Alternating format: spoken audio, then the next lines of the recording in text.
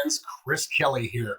Hey, late in the week, time to look at stats, time to look at what's going on today, both Portland Metro and nationally. I found a decent article this week, or came across my email, and I thought it was worth talking about. Again, national articles, I like to talk about them from time to time, though I would say, want to be the first to say that, real estate definitely is local. So things that happen here may not be the same as things that are happening in the Midwest. By and large, you can see trending across all sections of the country, but it definitely, inventory numbers will rise at a different rate in some parts of the country than others, for example. But I thought it was worth taking a look at. So let's start local. We'll, and really, excuse me, on the tail end of a cold here, but really, nothing terribly dramatic. And I know I've been saying that. I mean, listing inventory was up 15%, but it was down 10 or 11 last week. So, that's much of that is a correction. And when you look at this time last year, it's higher, but it's not absurd. So, I mean, 9%, year over year, or, this week, year over year. And down here, the pace of the market is kind of remaining consistent. I mean, this is fairly consistent the last 3 years, really. Same thing with median and average sales price. I literally look at last year, these are almost identical numbers. We are up a bit from this time in 2023. But I would say that by and large, I keep saying we've been fairly flat, maybe slightly better than flat. And again, it really depends on price point area.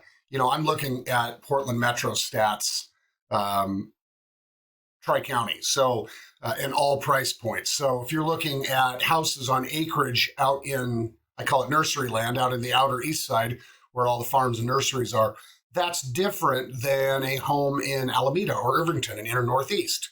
And what a given price point has done in those two areas very much differs, and the time on the market very much differs. So, we're taking Portland Metro averages when we're looking at all of this. But, by and large, fairly stable. And again, I'm going to preach this and beat this drum every time I can. Stable is good. And that was the piece of this Housing Wire article that this fellow wrote that I liked. And I think the caption or the headline of the article is why the housing market is actually much healthier in 2025.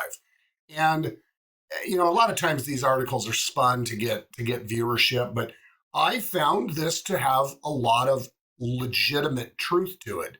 What makes a market healthy? Some people say, wow, the market we had in 2021 was phenomenal. Prices were going up like this and interest rates were low. That is not healthy. Those types of variables are the reason that the market became difficult. It's the reason that affordability became as low, one of the lowest points it's ever been. When money is too cheap, pricing goes up too fast. And that's one of the things that this journalist was careful to mention, was that the rate of pricing and appreciation is just slightly on par or slightly better than wages and what they've been doing. And that relationship is what really does dictate a healthier market, the affordability piece. So anyway, I thought it was a solid article. I'll attach it. So whether you're seeing this by email, social media, or otherwise, you should be able to link to it. It's worth checking out, I thought.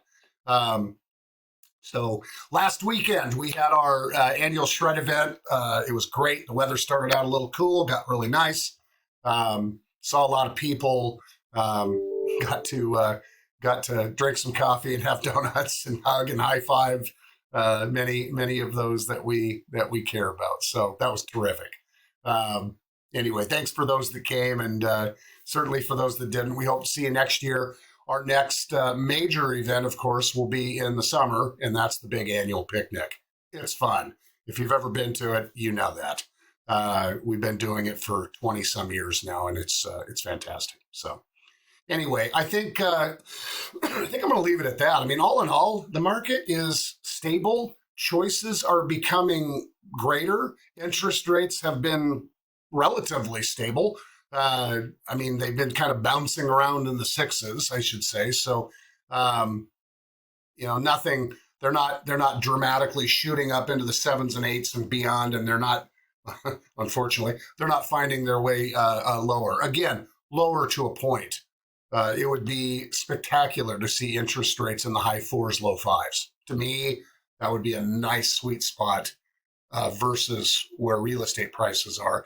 That brings payments a little more affordable and not so dramatic that it causes a runaway on pricing. So at least that's my hope. Anyway, as always, we're here to help. We're here to give good advice. We're here to give good input so that people can make good decisions.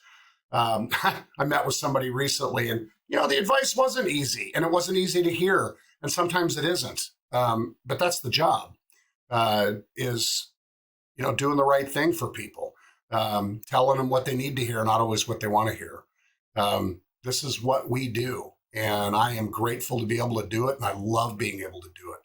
I love this job, and I love helping people. So if there's something going on in your world with you, family member, friends, somebody that needs our help, let's talk about it. I love helping.